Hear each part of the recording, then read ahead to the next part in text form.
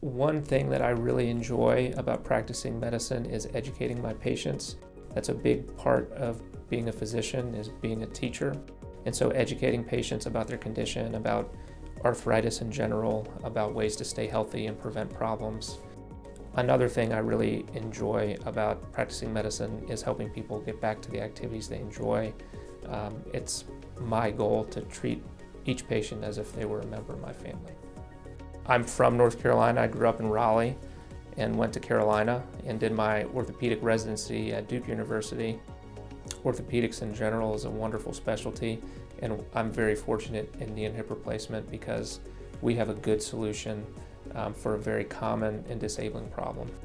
My training enables me to do all three approaches to the hip, including direct anterior.